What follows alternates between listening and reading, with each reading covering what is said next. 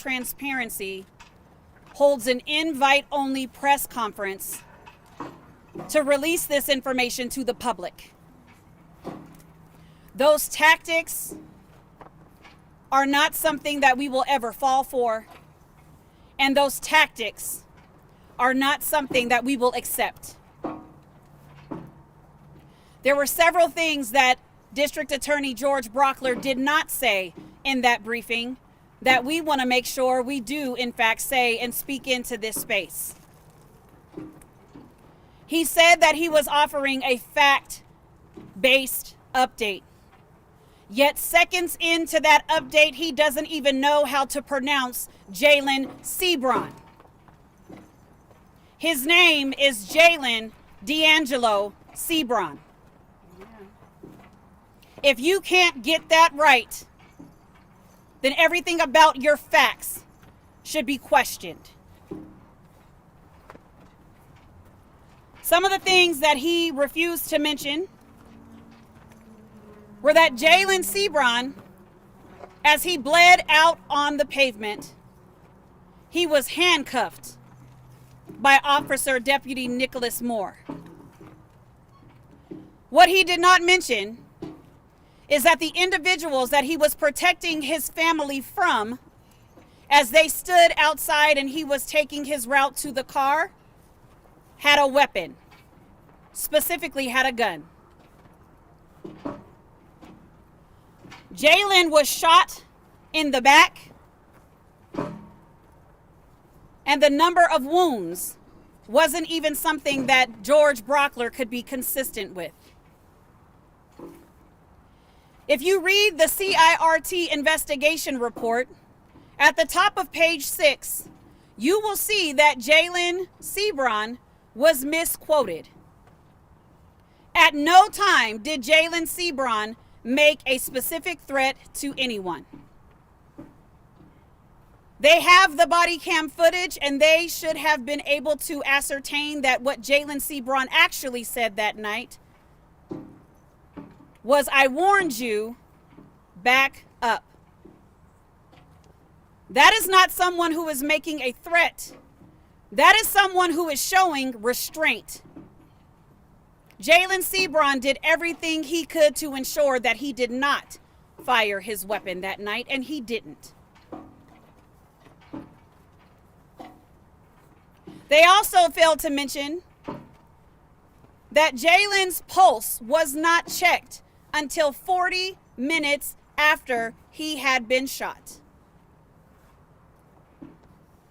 They did not mention that it wasn't until 40 minutes after he was slaughtered that someone tried to do any type of life-saving measures.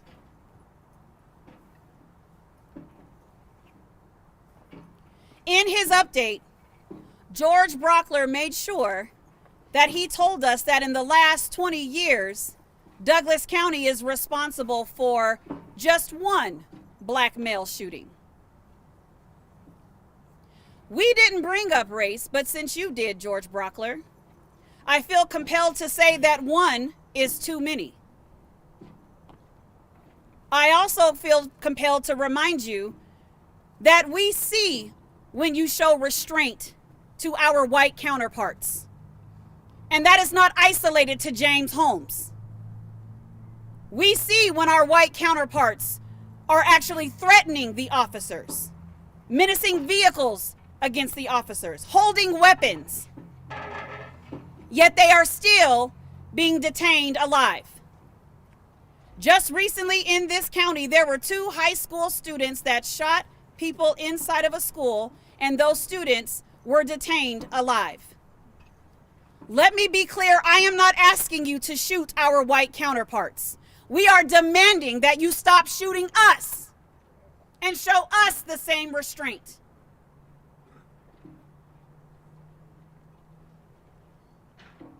Everything that George Brauchler showed to us and to you all was narrated, and he referenced countless freeze frames as if that was real-time activity. We implore you to watch the video for yourself. We implore you to read the CIRT investigation for yourself. And lastly, George Brauchler said that he could not conceive what kind of pain this family is going through. George, that is something that we agree with.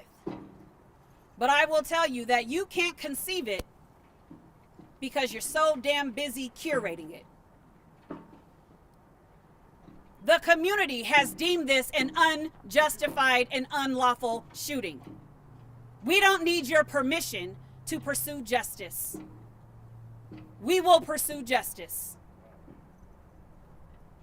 And if you are not on our side, then you are opposing justice. Amen. And with that, I am going to turn this over to Jalin Seabron's father.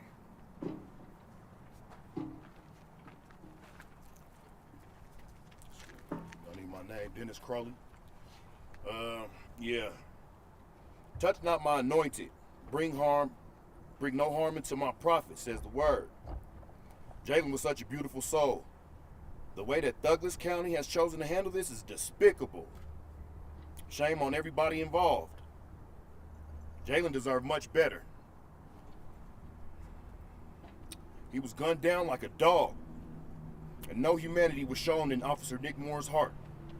Nick Moore, if you're afraid of my community, resign. Don't become a police officer.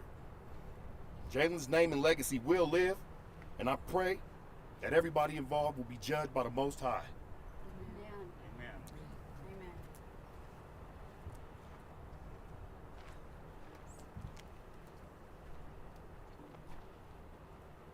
There is no justification why I should be standing here without my 23-year-old son. 23 in 2 days. There is no justification for as many shots fired. There is no justification for criminalizing him before anything was ever released. So to say that this is justified shooting is one-sided. This will never be justified to me.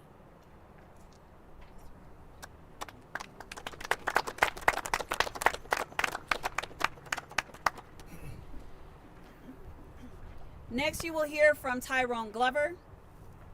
And before I call him up, I want to make sure that it is clear that this was the display of compassion that Douglas County offered to this mother today. A book of 100 practical ideas of healing your grieving heart. One of those practical ideas is to sleep tight, to make sure you eat, to think young. Disgusting. To find a quiet place. That is disgusting, disheartening, and this is what we think of your compassion. As a mother, I never even said that to her. And now you will hear from Tyrone Glover. Spell it for me. Veronica Seabron, VERONICA SEABRON. Thank you. So Tyrone Glover, GLOVER, attorney for Jalin Seabron's family. So DA Brauchler today was supposed to clear up a bunch of misinformation. And really all we heard was their faulty conclusions as to what happened to Jalin Seabron on that night.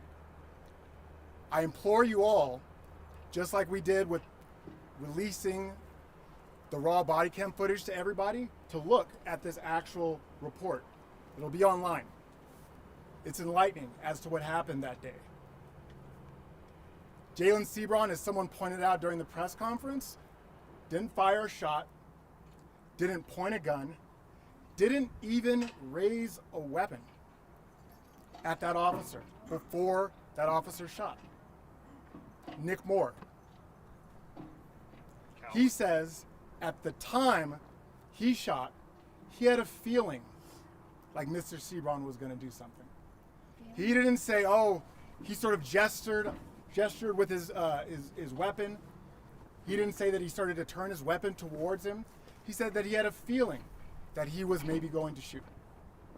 And then 9 shots. 7 of which hit Mr. Seabron. And don't get it twisted, they tried to say that, oh no, they were to the arm, okay? To the side of the arm. They were all from back to front. That's right. Consistent with somebody looking over their shoulder to see who's behind them. Because he didn't know. This officer came onto the scene without his siren on, so that he would be undetected. He did not want to draw attention to himself, so that he could go inside and sneak up on this active shooter that he purportedly thought was in there. But when he shows up, and to his surprise, he encounters someone in the parking lot holding a weapon, okay, not pointing it at him. And the reason why Jalin Seabron had a weapon, which they didn't really mention much at the press conference, but if you look in the actual report, you'll see this, is there's someone who's just run out of the venue brandishing a weapon, someone who they have charged in this building for menacing with a firearm. And just like we said, we didn't even know this, right? No. Miss Veronica said that my son was acting in a protector mode. I can just tell. And we find out today that's absolutely what was happening. Someone was coming after him, his pregnant girlfriend, and his sisters with a gun, and he was telling them to back off. I'm warning you. He's trying to leave and get everyone to safety.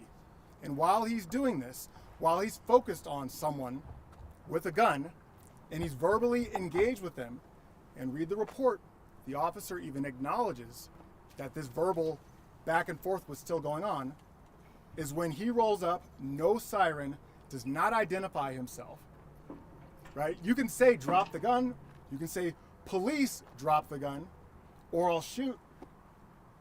Just identify yourself. And then literally, look at the timestamps in this report. Yes. The same time Yes. that he gives that final order is when the first shots go off. Yes. They try to make it look like it's sequential. No, it's the same exact timestamp. Didn't fire a shot, didn't point a gun, didn't even raise his weapon at the officer. It was a feeling. He gave no time for Jalin to comply. By the time Jalin even realizes what's going on, if he ever truly did, he's getting shot. That's not justified. That is plainly not justified. And we will continue to fight for justice. We will continue to fight for Jalin. Yes. This is not over.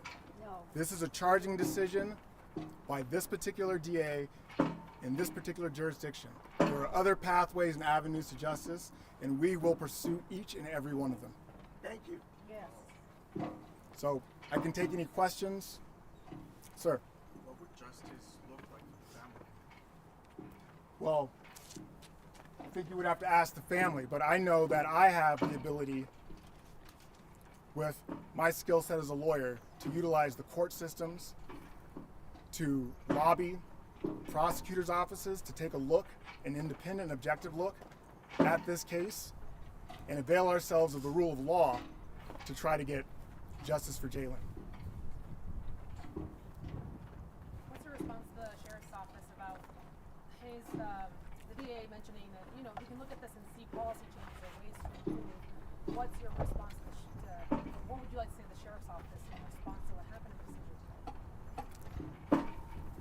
They still have an opportunity, right? This was just what the DA said. They looked at criminal charges, and they didn't go into many of these criminal charges, right? Because I think, yeah, we don't necessarily see a lot of officers charged with first-degree murder, but criminally negligent homicide, reckless manslaughter, definitely seems like they could have at least gotten there.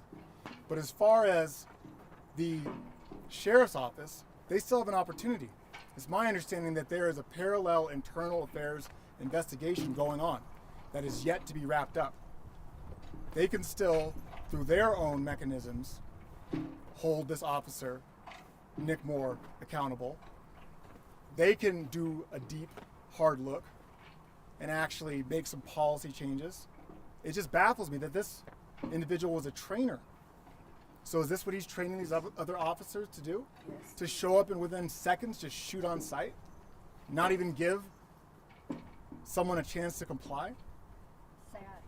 So Scary. they have an opportunity. They could still, through their own mechanisms internally, hold this officer accountable, and then they could try to make some changes. The district attorney brought up a lot of times about, put yourself in the position of if this was somebody else kind of scenario you were in there. We heard Yeah. What's your guys' response to that? Yeah. He hit that a bunch of times. Yeah, put yourself in his shoes, and you're a highly trained former SWAT officer, so good that you train other people. Scary. And you're rolling up onto this scene. You see people running from the venue, right? Because by all accounts, something has happened inside, and you encounter somebody holding a gun. Does your training say keep your composure? Does your training say de-escalate? Does your training say, hey, I came up here, I didn't even have my sirens on, maybe I should just identify myself? He made 3 different announcements, and in not a single one of those did he identify himself. Is it to not just have a feeling that someone's going to do something? Or is it to look at, is a weapon coming up? Does this look like somebody who's turning to actually be a threat to me or to others? The other thing you'll see in the report is he said he had a clear backdrop when he took these shots. So that means that there's no one in front of him that's threatened. It's only him. If Jalin's not turning and pointing the gun at him, then where's the threat? So yeah, put yourself in that officer's shoes with that officer's training. There's more that could have been done. There's more that should have been done, right? This isn't, Monday morning quarterbacking.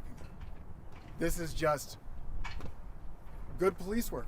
You need to be justified for every single one of those shots, right? After the first 4, after the first 5. And also another thing you won't necessarily see in this report is this whole idea that they know the sequence of the shots.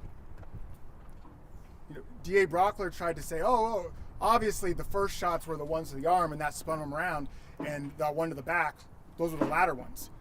That's convenient, but think a really highly trained SWAT officer who is trained to shoot where? Center mass, that's where he's aiming. And guess where the first shot, what I think the first shot is directly through the back. Goes in and out, severs the spinal column. I think that's the first shot. And that's what turns him, and then he gets shot up and down his side. He didn't deny it. But they don't know. They can't say one way or the other. But there were 9 shots, all aimed at his back, and all of the shots go from back to front. And we also don't have to wonder. We know. We also don't have to wonder hypothetically what we have said if he didn't respond, because we've seen it from this county. They know how to show restraint. There was a conscious choice made not to show restraint. This county was just recently involved in an active shooter situation at a high school, and they showed restraint. We don't have to pretend like we don't know why restraint was not used in this particular case. We don't have to pretend. George knows that. We do not have to pretend. So if he wants to continue to push out hypotheticals, we can just simply look at their history and the way in which they actually are trained to show restraint and when they're not. Sir, can you please, just because visually it helps us, in general terms, run through the story of the first sign of trouble inside to the point where he was shot? Just you tell that story in general terms, what his activities were. Yeah, so my understanding of his activities, he's there celebrating his birthday, they're bowling, probably having some drinks. Obviously his pregnant girlfriend isn't drinking, she's the driver. And then there is this incident. He is not witness to it, but his sister is party to it. There's chaos inside, and Jalin, the protector, tries to get his loved ones out of there. So he goes, and I think some of this is actually in this report, gathers up their things, and they're now leaving. And they get outside.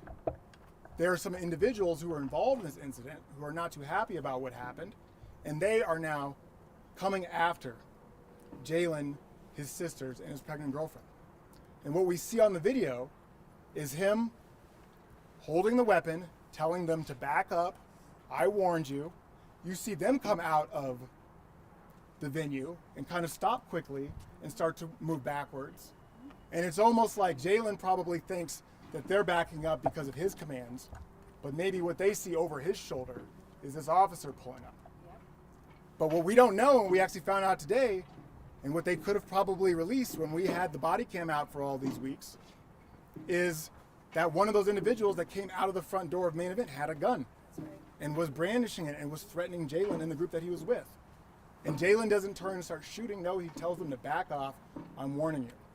Those individuals back off. He's still kind of engaged with them verbally, and he's going to get into the car.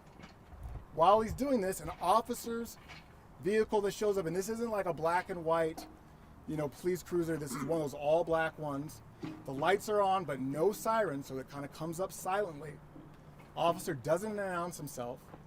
Jalin is very much, like if I'm Jalin, focused here on the threat that's coming out of the front door. This officer is behind. He yells, drop the gun, and then on the last one, as Jalin kind of peeks over his shoulder to see who's behind him, shoots 9 times from back to front. Can you plug into that story where he retrieved his weapon? Just at what point? The officers retrieve his weapon? Well, I believe, and we don't necessarily know that sequence of events. What we know is at some point when he is leaving the venue and has perceived that there is a threat, and we see the threat come out of the front door, he has taken his weapon out and he is brandishing it in a defensive posture against these individuals that are in hot pursuit of them. So that's my understanding of the timeline. And you want to talk about misinformation? This information that we got today is actually a bit enlightening as to the type of threat that Jalin, his girlfriend, and his sisters were under as they were just trying to leave safely, regardless of what his sister is alleged to have done in there. They were at that moment just trying to leave safely so no one else got I hurt. don't think he knew what was going on when he was Yep. He didn't know. He wasn't in there. He didn't know what happened in the girl. He just knew he needed to get his loved ones out of there, and that's what he was doing. A few logistical questions. Obviously, the family has been here before demanding answers from Douglas County Sheriff's Office. Knowing that we're going to pursue justice perhaps in other ways with other districts, does the conversation stop here with Douglas County, or do we want still more accountability from this office specifically, or conversation stops, we move elsewhere to pursue justice? So we're not done with Douglas County. This was the 23rd Judicial District. This was George Brauchler making a decision not to charge this officer criminally. So Douglas County's investigation is still going on. This officer can still be terminated, can be sanctioned. They can make some sort of finding there. They can change policy. So my understanding is that is coming shortly, but no, we're not done with Douglas County. They can still try to do something about this. They're not off the hook. And from the lens of the community, we are going to make sure that everybody is held accountable, and anyone that does not want to lean into justice and leverage their platform or their purpose for justice, we will make sure that everyone is held accountable. We anticipate that Jalin Seabron's name will be national. It already is. And so we are calling on anyone and everyone that has platform and purpose to speak into this space and demand justice just like we are. To build upon that, you mentioned that this is going to garner some national attention. I mean, what's the message? What's the message we want to send to the nation, to even the world for that matter, that this is unjustified? Stop killing our people. That's the message in itself. This is unjustified. We are tired. We are exhausted. We will not cower to any of this. So for the nation and for the world, we are telling them that Jalin Seabron should be alive, period. Just a quick thought about, Tyrone, what you heard in terms of the debriefing or press conference. It seems as though DA Brauchler was talking about what the officer didn't know, and he was basing it on all of the information he was taking in at the time. How does that narrative land with you? And then also, what is your narrative as it relates to what you heard taking place in there? So I think that in ways, looking at what the officer was perceiving and what the officer knew at that moment in time is definitely the primary relevant question. But in understanding and giving credibility to that officer's version of events and what they remember, you can look at stuff that is sort of contextual and surrounding it. So where the officer, I think he said maybe Jalin made eye contact with him at some point before he went up behind him. But we know that Jalin was focused on a threat directly in front, a lethal threat directly in front of him. So in the version of events that I think we believe is correct, where he didn't even see the officer, that context goes to supporting this notion that he was not focused, right? They want to talk about how the officer was laser focused and didn't see this and didn't see that.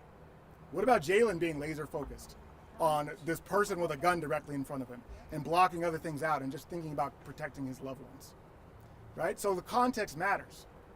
But even if you look at just plainly what the officer observed and what they thought happened, they thought that there had been a shooting inside. People were obviously leaving the venue. He confronts somebody in a defensive posture who's focused on the front. If this was somebody who was just like an active shooter shooting his gun off, he could have been doing it right there, but instead he's standing there, he's not acknowledging, and he's actually verbally engaged. You'll read that in the report, verbally engaged with this individual in front of him.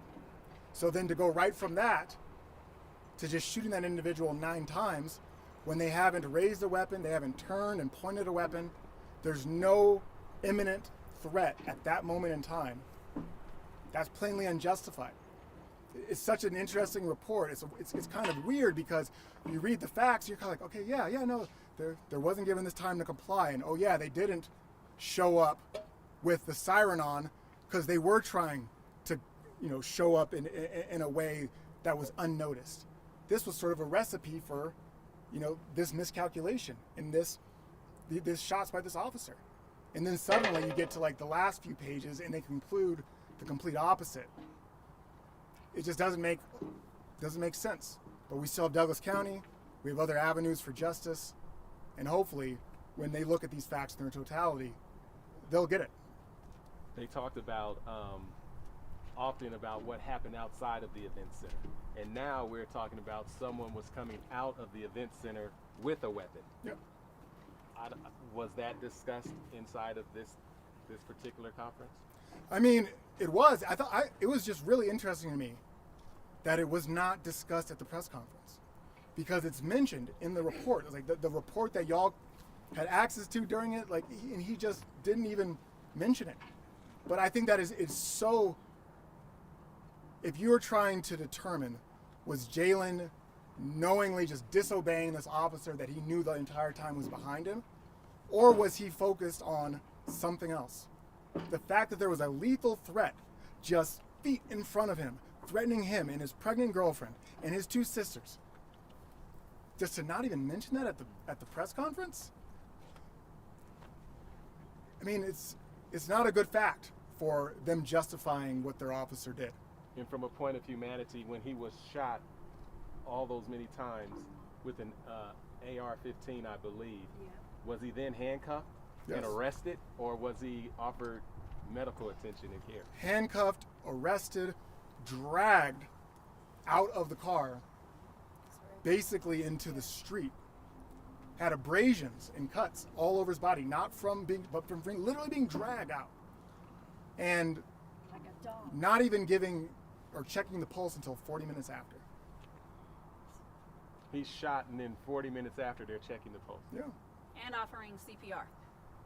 Handcuffed. After they've dragged him from the passenger side and then handcuffed. I mean, this is an AR-15 5.56 shot 7 times. What are you handcuffing for? I mean, it just shows whatever their perception of Jalin in that moment. I think that how they treated him post-mortem really, I think, speaks to it. Were additional details shared with the family by the DA's office when they were notified of this decision? Yes, so we met with DA Brauchler and his team prior to this press conference, and we were given the same report that you all have. And yes, there were a number of details that were shared that we did not know until going to that meeting.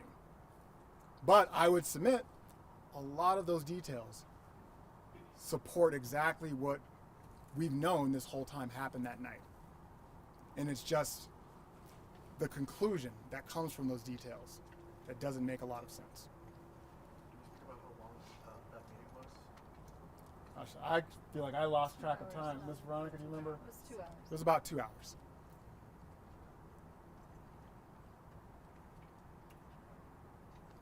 Any thoughts about and the toxicology and the narrative that's attached to bringing that forward?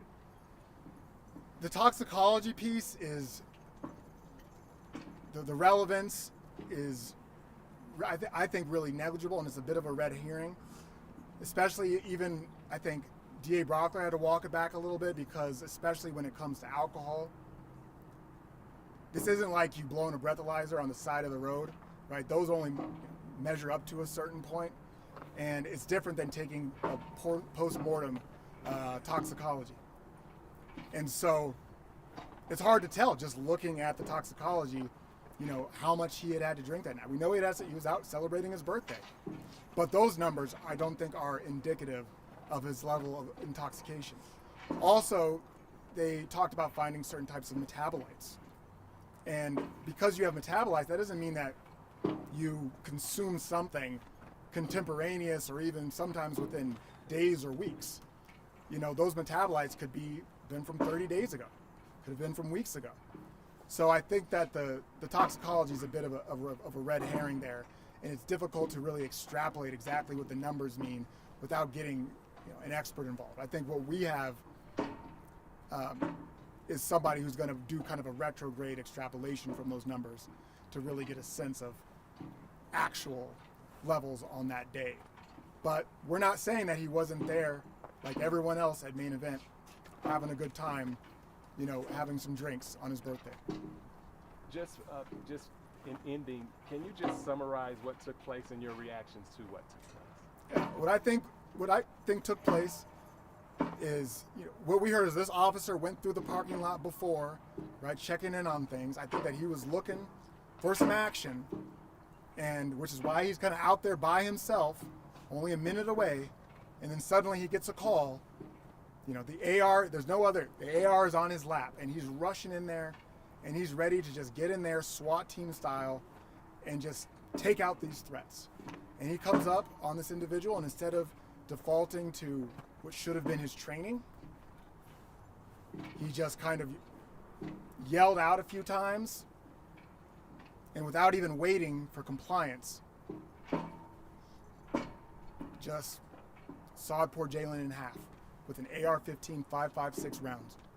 9 times. They talk about, it wasn't 9 times in the back. The only reason it wasn't 9 times in the back is, he was aiming at the bat. He maybe missed a couple, and those 2 went into the car with his girlfriend and sisters. So this could have been hard to imagine it even worse. Did you get the impression that he was saying that the shots were in the back?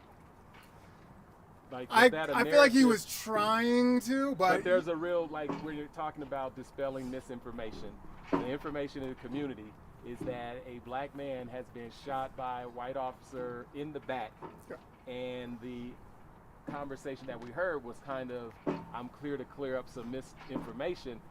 He wasn't really shot in the back, and if so, that was kind of the final thing. Yeah, no, he was shot in the back, and I think that DA Brauchler was trying to get maybe a little bit clever with how he was characterizing it.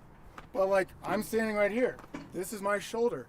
You go on the other side of my shoulder, that's the back of my shoulder. That's still shooting me in the back, okay? If I'm here and you shoot me from the back of my shoulder into the front, If you shoot me in my arm and it goes through my ribs, you're still shooting me in the back. Every single shot, as he admitted in that press conference, was from back to front. Okay? And no one said that there's a likelihood that those shots were the first ones. You know, I think those guys are trained to shoot center mass, and there's one shot that's directly right on his spine, right through the back, the most accurate of the shots. I think that that's the first one. So, yeah, this idea that he was clearing up misinformation and then proceeds to go through an autopsy, that I think support that every shot that actually met its mark goes from back to front.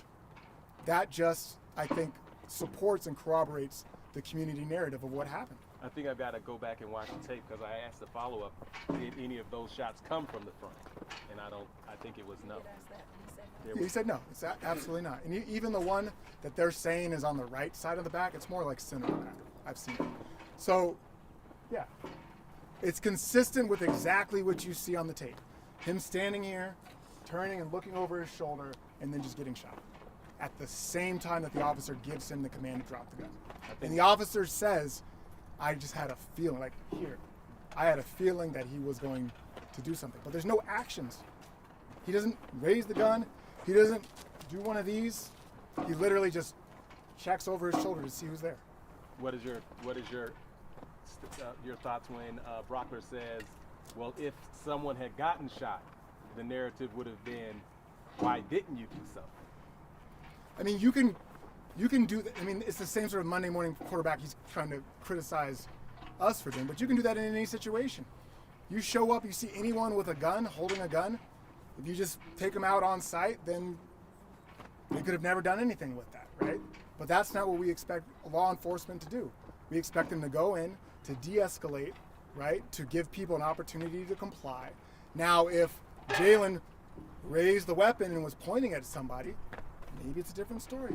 But that's not what was happening. At the time he shot, the weapon was down by his hand and he was just checking over down by his waist, and he was just checking over his left side. Then finally, Medine, your thoughts in terms of where do you go from here? What is your message to the community? And your message to maybe DA Brauchler? Absolutely. So I'll start with the message to DA George Brauchler. I will repeat how I started. To the living we owe respect. To the dead we owe the truth. And your leadership has not offered Jalin Seabron either. Just because you are the district attorney does not mean that you stand for justice. This was an opportunity for you to do the right thing, and you have chosen not to. It was your decision not to charge this officer. Nicholas Moore should have been charged with a crime because he committed one. So we will not stop. Your narrative and you're trying to bury this through hypotheticals and all the things that you try to curate today.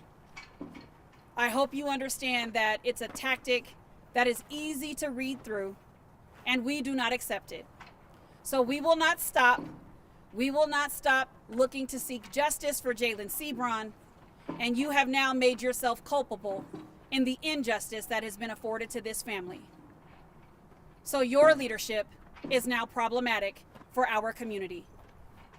Problematic leadership should not be the leaders that we lean on. So George Brauchler, you will not be able to hide from what you've done. And we are now letting you know that this community will be looking to demonstrate in your county because you do not want to see justice. To the community at large, we encourage any and every family that has ever been impacted by police brutality, police violence, or police fatalities. We are letting you know that there is room for you here.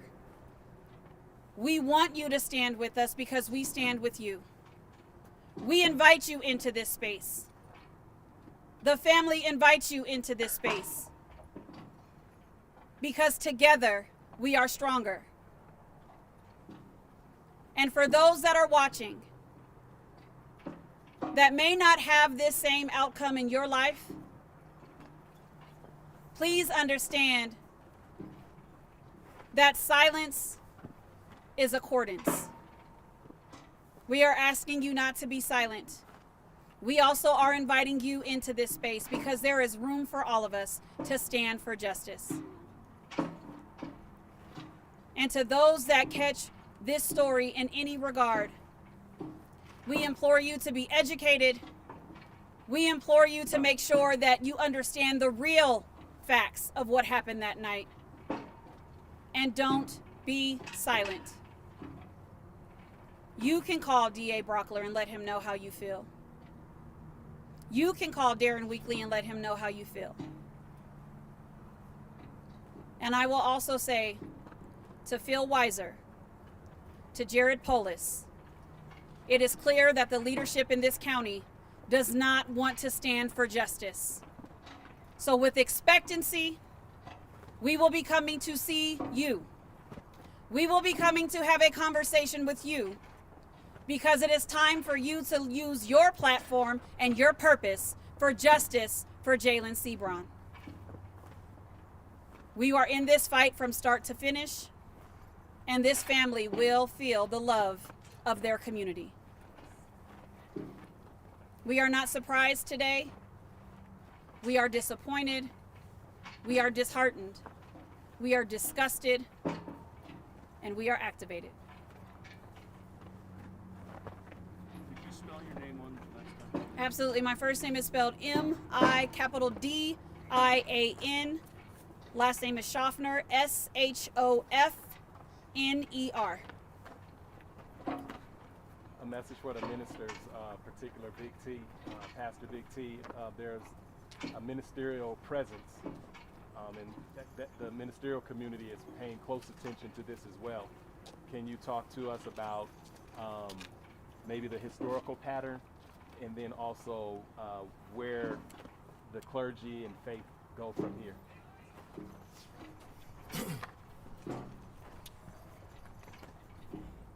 Pastor Terrence, Big T Hughes, T-E-R-R-E-N-C-E-H-U-G-H-E-S. The historical aspect of this case, unfortunately, is one that is often repeated. As Median has stated, that every time there's a shooting, restraint is never used when it comes to black African-American men and women. For some reason, there's always a justification. And so we can go down a myriad of cases, historical cases. Even if I start calling out all the names, we will be here for quite a while. That's the sad part about this. What happened to our young brother, Mr. Seabron, should never have happened. Should never have happened. And the fact that they won't even they will not even look at the actual rules of engagement that they've written for their own selves to hold themselves accountable. This is also part of the narrative that has always happened, sir. They never go to those rules, and after a DA clears, everything else clears. And so no one really learns the lesson. The next officer never learns the lesson. He never learns, well, this is what I should have done per our own rules and regulations. And so over and over again. And the one thing the DA said that really bothered me at the end, he said, not only does Douglas County have to look forward to what they can do better, other people have to look. Who was the other he was talking about? Jalin needed to do something better other than turn to see who's talking to him, and not even turn. It was a turn of his head, and bam, bam, bam. So what are you trying to tell us as the black community we should do better? Every time we show up, you show up on a scene, we get no favorable response. The hypothetical should have been, well, what would have happened had he done what he was trained to do? That should have been the hypothetical. Well, what would have happened had he announced his name? Had he announced that he's an officer? What? I don't want to drag on, but I will say this: the historical narrative is currently and actively in place. We grieve for the family. We're standing with the family. Yes, our clergy all across this state is engaging for this case, for this family. Why? because it was wrong, and it's not going to be the last time it happens. And we got to demand a stop to it. I love that you called upon Mr. Polis and Phil Weiser to be engaged. You need oversight on this. And obviously, from this level, it's done. But it's not done from Phil Weiser's standpoint. We want the Attorney General to take a look at this. We want action to happen on this. So no, it's not a matter of, oh, we're just going to stomp our feet, march a couple times, go home. No. This is not going away. I hope I answered your question. Amen. Oh, hold on. Y'all ain't get my name. That's DENNISCROWLEY. Y'all ain't asked me to spell my name. Yeah, that's a problem. Can you spell that one last time? DENNISCROWLEY.